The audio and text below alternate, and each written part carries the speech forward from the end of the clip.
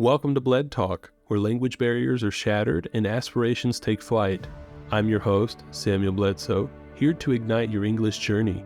Each week, join us for captivating conversations between native speakers, unraveling the secrets of vocabulary and expressions through authentic stories and natural dialogue. Let's empower your language skills and embrace the power of communication. Let's dive into today's episode. Welcome everybody to Bled Talk. This week we are going to be talking to Mark. And Mark is a good friend. I've met him on Instagram actually. We saw each other's profiles and we had some conversations. I think we made a video together and probably we'll have more in the future. And Mark is an English teacher here in Brazil. Mark, you live in São Paulo, right? São Paulo. Yeah, very good. I love São Paulo. I live in Curitiba, but São Paulo is, I always tell people that's my home. That's my home base when it comes to Brazil. So that's super good. So Mark, we're going to go ahead and just get straight into it. Tell us a little bit about yourself. Tell us where you came from, kind of how you become who you are and how did you get to Brazil? Well, that's a great question. So I was born in Ann Arbor, Michigan, in fact, at the University of Michigan's hospital. And then when I was younger, I moved to Chicago and I went to high school there. And then actually I moved to Canada to go to school. I went to the University of Toronto. And during my third year, during the summer break, I wanted to take a vacation. I had never really traveled much before. So I pretty much just woke up one day and said I would like to travel to Brazil. And I was going to stay here for around 10 days. And I kind of fell in love with the country so much that I decided to stay for 3 months. And after that, my visa was about to expire. So I went back to Toronto, kind of organized some things. And I decided, what do I really want to do with my life? And when you're young, you kind of have maybe too many thoughts. And I was like, you know what? I really enjoyed my time in Brazil. Let's go back. So, that's how I kind of came back here. And I've always been in Sao Paulo. I've lived here for about 5 years now. But I would say I don't regret any year that I've been here so far. I really enjoyed it. Oh, that's great. And how'd your family react to your They thought I had lost my mind, without a doubt. They didn't speak to me for a little bit. In fact, I think that they had kind of, like I said, I think that they kind of thought I had lost my mind because, I had gone to a pretty good school. Right. I had everything pretty much going pretty well for me. And when they heard that I was moving to a country that, they had never been to and whatnot, they thought it was pretty wild, I would say. Yeah, not to mention that, a lot of people here in Brazil know this, but in the United States, especially, I would say a lot of people don't know a lot about Brazil. And so when you say, mom, dad, or grandma, grandpa, I'm going to move to Brazil, they're probably like, what, are you crazy? Why would you go there? Because all we know about Brazil in the U.S., at least I don't know about you, but what I knew before I moved here was I knew Rio was a place. I knew that they had the Amazon rainforest, and I knew they really liked soccer and, samba maybe. That's about it. Nothing more than that. Man, I didn't even know about Sao Paulo. To be honest with you, I knew of the city of Santos before Sao Paulo because of Pelé. And, I'm sure you had heard of Pelé before you had come to Brazil because he's worldwide famous, Right. If you had told me before I had come to Brazil, where is Sao Paulo, I probably would have said Italy, So many people have misconceptions of Brazil as well. And the time that I had come here for the first time was during Zika. So, and I'm sure you remember that time in the U.S. Everyone thought we were going to die, So my parents thought I was crazy. Yeah, no, Zika. There was Zika, there was Ebola, and then we have we had COVID, lots of different things. And when you leave, people in the U.S., we tend to not think about healthcare in other places. And so we're like, oh no, are you going to be able to take care of yourself? Is everything going to be okay? I understand. My mom and my dad, when I said that I wanted to move to Brazil, indefinitely, and not with any specific set time. They were a little apprehensive because I when I came to Brazil as a missionary for church, and so that already helped. That was kind of something that they expected, and so it wasn't anything too crazy. But then the second time when I came back, they were like, "Are you sure? Are you sure you want to go back?" And I came back. A lot of people know, but some people don't. But I came back because I wanted to get married to my wife, and she was Brazilian. Well, she still is Brazilian. And so coming to Brazil was the easiest way to do that. And I had the same reaction. A lot of people were like, "Are you sure you want to do that? Is that really where you want to go and what you want to do?" And at the time, for us, I don't know about you. You can tell me if you're wrong, or if I'm wrong. But when we made the choice, I didn't really think it was that crazy. I was like, "Oh, I'm just." Oh, without a doubt. Uh-huh. Yeah, I still don't like, even looking back on it, I can understand how some people think that way. But for me, I've never felt that way, just like you. I was like, it was never crazy to me. It was just another choice that I decided to make. And then looking back, like you said, I'm like, I can see how people would be like, "That's a pretty big choice." But for me, it was just another choice that I had to make in life. And so let's see. You said you went from college and you just decided to spend vacation, but then vacation kind of grew into a more prolonged stay. And how was the language? How was Portuguese? Did you know any Portuguese before you Man, a came? mess. A complete mess, to be quite honest with you. I had known one word before I had come here, which was legal. Yeah, I didn't even know obrigado. I didn't know por favor, anything like that.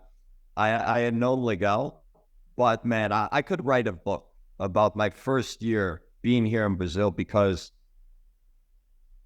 man, I have so many stories now that I'm looking back at it of just embarrassing situations of me going into a drugstore and trying to get a product, or me ordering food at a restaurant and trying to do this.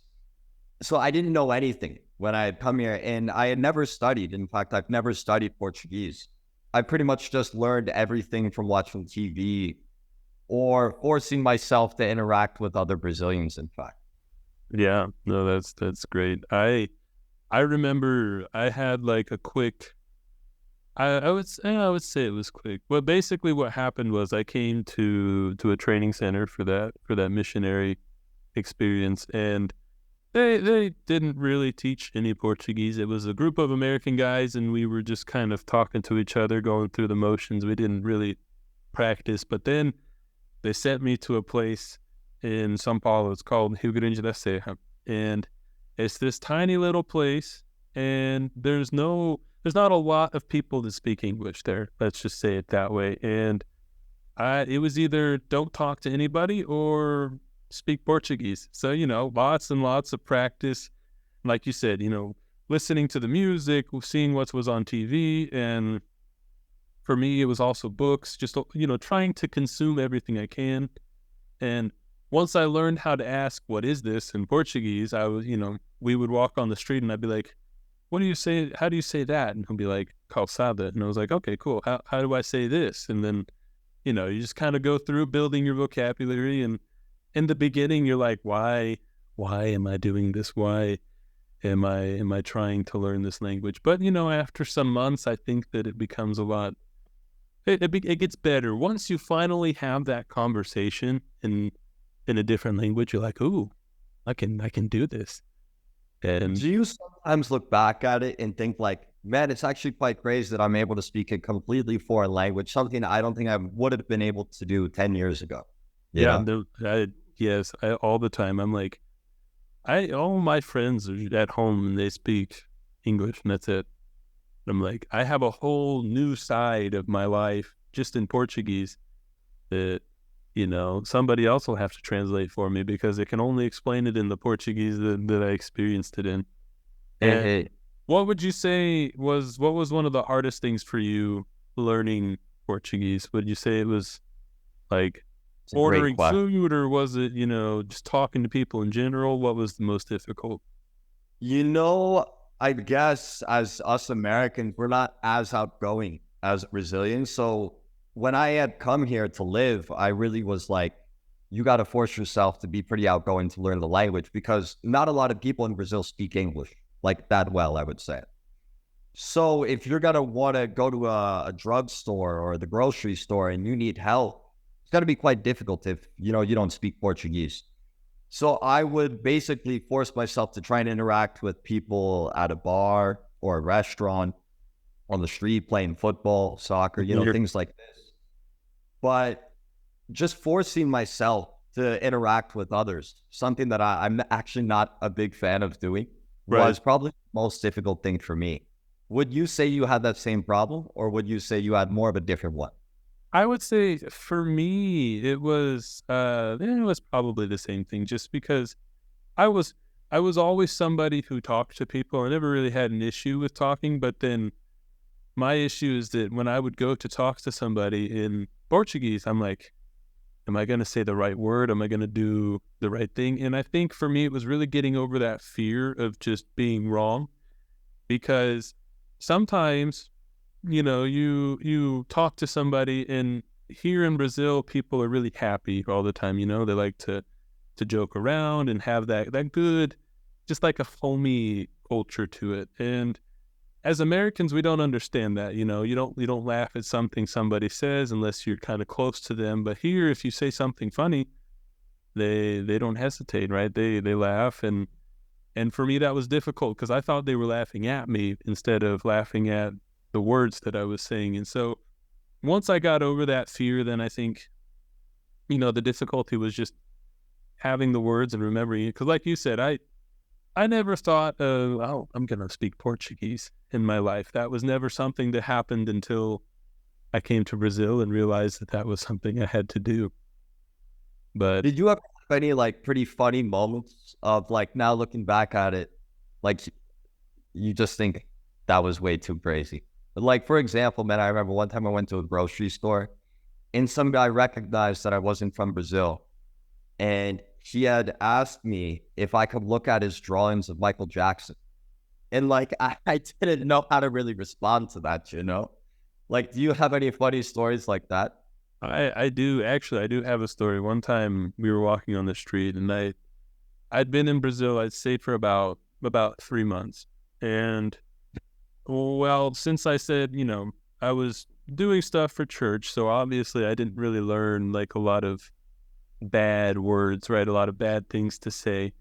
But I wanted to know them. I wanted to be able to understand what people are saying, what they wanted to, and because I didn't want somebody to cuss me out and then I not understand anything that the person said, or, repeat the word if it's not something that I should say out loud, because when you're learning Portuguese, you tend to repeat a lot of things that people say to try and learn. And We so hate. I had asked my friend, I said, tell me all of the bad words that you know. Tell me every single one of them. And we spent a good 2 or 3 hours just going over all of the bad words that you could possibly say in Portuguese. And I didn't remember all of them, but, I heard a lot. And I kid you not, the next day there was a guy, he was drunk. We were walking on the street, and he came up to me. And our tactic was always, if there was somebody who was kind of threatening coming up, he would just say that I don't speak Portuguese. Because, they always try to talk to me because I look a little bit different than everybody else. And the guy just started saying all of these swear words, like all these things. And I was trying really hard not to laugh, because I understood all of the words he said. I understand exactly what he wanted to say because of that night before. So it was interesting. Good class to have Yeah, it was prepared you. it No, was good. It was funny because, he was a little hesitant. He was like, I don't want to help him, say bad things. And I was like, I'm not going to say them. I just want to learn them. I just want to know what it is. And so, yeah, there's that kind of thing happens all the time. Lots of different stories of things that I always tell people. My least favorite thing to do in Portuguese is go to the bakery and ask for bread, because I you use those two words, don't you? well, there's those two words that get confused, but also I have trauma from going to the bakery and asking for bread because one time I had asked for, I don't know, like six French breads, and the lady didn't understand me. She didn't know what I asked for. And then I was like, okay, well, like six. And then she's like, oh, okay. It's like, anything else? And I wanted the mortadella, right? And I Mhm. tried to ask for it, but I couldn't get and I just had a terrible experience. And so, like, I tell people, I can have a full-on political debate in Portuguese, but when I go to the bakery and ask for bread, it is super difficult, super hard to do. And I always tell people, I was like, if I'm ever with somebody, I'm like, you can talk to them. I'll pay for it, but you can talk to them because I don't want to go through that. It is worse when there's like a line and everyone is looking at you, waiting for you to order, and they all know that you're not from there. So if you make a mistake, you feel worse about yourself, Yeah, you you're know? like almost doing it's like almost a show that you're putting on just to see if you can ask for bread at the Mhm. store. But yeah, it's crazy. And so you came to Brazil, you went through the process of learning Portuguese, and what made you say, you know what? I'm gonna teach English. I'm going to become Mark the Gringo, right? There What you made go. that happen? Well, I didn't really have many other options. I just thought, Yeah. I'm in America, living in Brazil. What can I really do? And English was the first thing that came to my mind, obviously. And so that's how I got started teaching English. And man, as you know, I'm sure Brazilian names are a little bit different than American ones. And there are some Brazilian variations of names that are similar. But for example, the name Ayrton is a name we don't really have a translation to in English. And I remember my first student, he had found me on LinkedIn because I was kind of sending out messages to just a bunch of people saying, hey, I'm an English teacher. If you want to have class, hit me up, etc. And this guy messaged me, and he must have liked the way that I, had taught him, because he recommended me to a bunch of people. And that's kind of how I got to grow my client base. And, Mhm. thankfully for him, he was such a nice guy, because I must have butchered his name like 1,000 times. When I had first met him, I didn't know if it was Ayrton, Ireton, words like this. Yeah. But eventually, he said my name's Ayrton, but he was really cool. And thankfully, he helped me get a lot of students, because I would say without him, I don't know if I would still be here today, because you have to have students if you want to teach. And Yeah, if you don't, it'd be Brock. exactly. No, I Mhm. agree. I remember I can tell you, I have certain students. I have students that they didn't even stay for a long time. They had to go do other things, but I had, there's always one or two people that they share your name with so many other people, and it's crazy because you'd go, oh well, I worked really hard on social media. You get a couple from social media, but your a lot of your students come from these references of people, and the same thing happened to me. I had a couple, and then one shared my name with another, who shared my name with four other people, who then all those four people shared my name with somebody else, and it just all of a sudden I'm getting messages from people that I don't know, and it's a blessing. I think it's something really crazy because like you said, if you don't have students, you can't teach.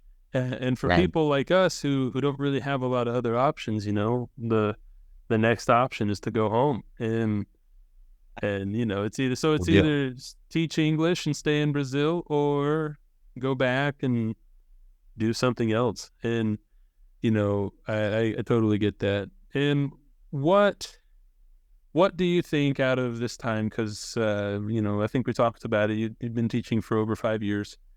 So tell me, what is something that you have noticed that a lot of people either don't do or that they get wrong when it comes to studying English? Like, what's the best approach, in your opinion, to studying English?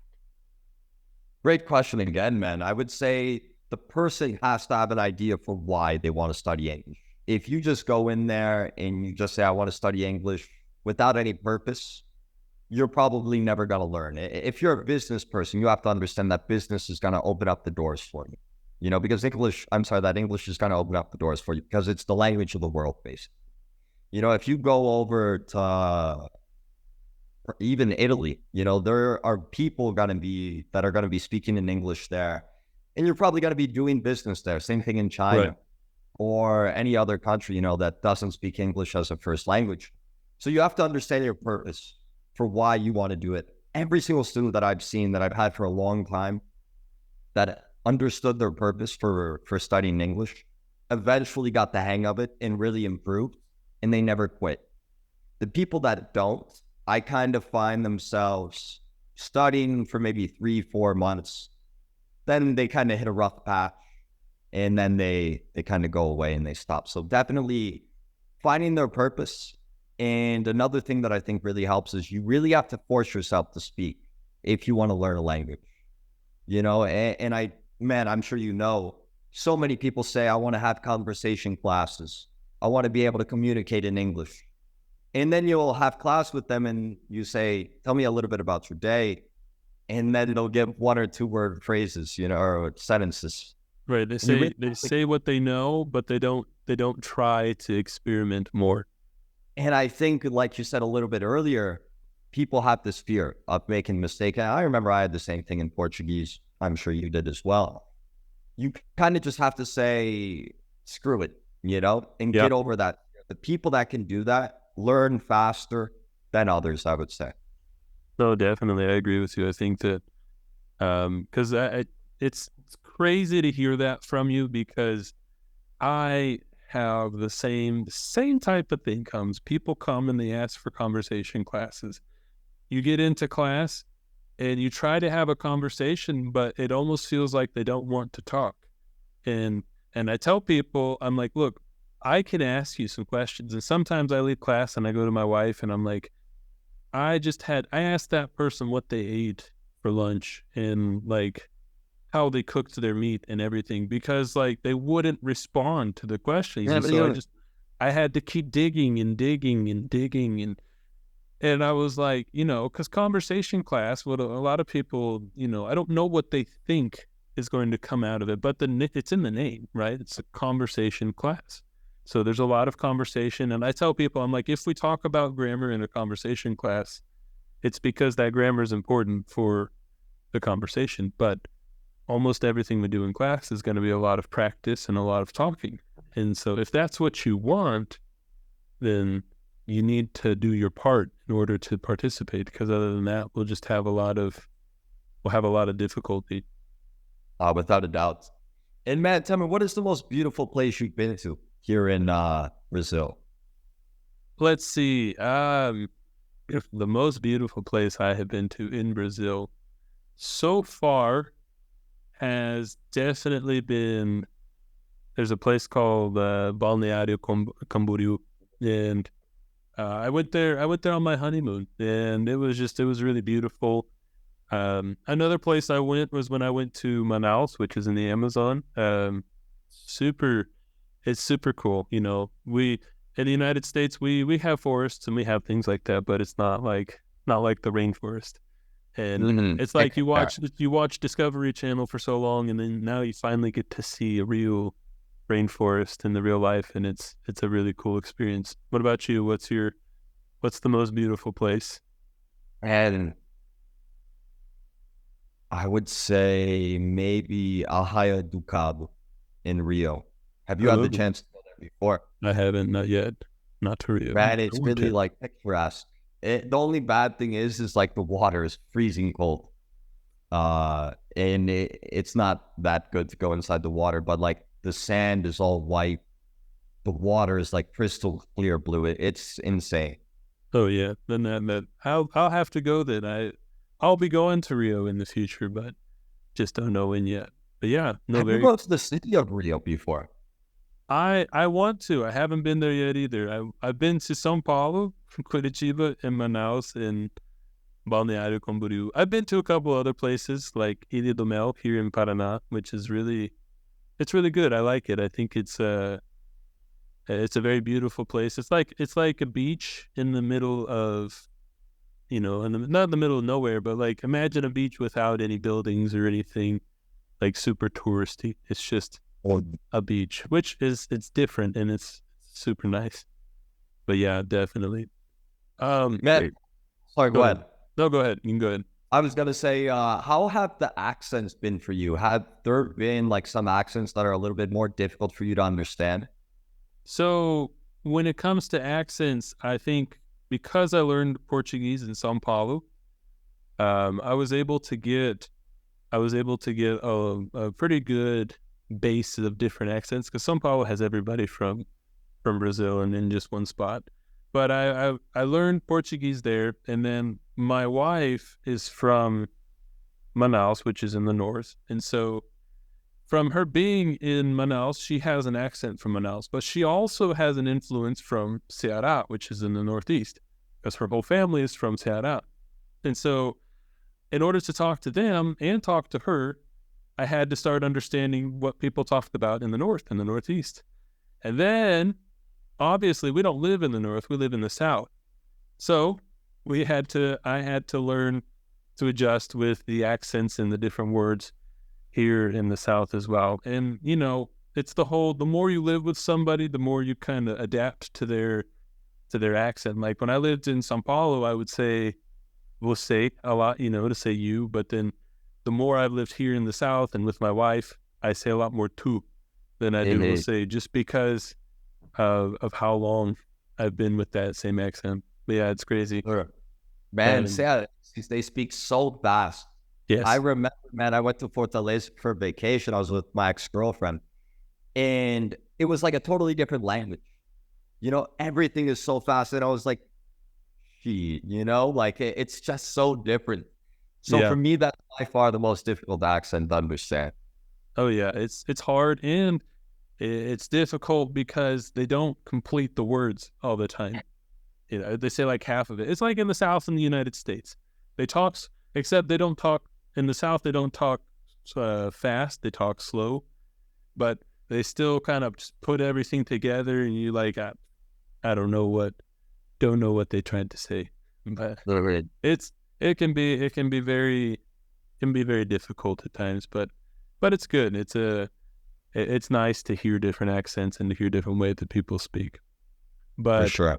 But yeah, Mark, well, we're getting close to the end here. I just want to thank you for coming onto the episode and being able to talk to everybody because it's always nice to hear opinions, hear new tips and new vocabulary, so many different things that you were able to bring to the episode. So I'm really appreciative of you, and I hope that you will come back and we can have another episode because I don't I plan on loved. this podcast ending for a long time. So, Thanks for having me. I had such a blast being here. We had a great conversation, and absolutely, man, let's do it again. yeah, sure. No problem. Well, everybody, thank you for listening. Have a wonderful day, a wonderful night where you are. Stay safe. And we'll see you next time on Blood Talk. Abraço. Thank you for listening to Blood Talk. Don't forget to subscribe and follow us for more content. We are on all of the popular podcast platforms like Spotify, Apple Podcast, and we're even on YouTube. Don't forget to send in your questions and your suggestions. Thank you once again, and have a great day.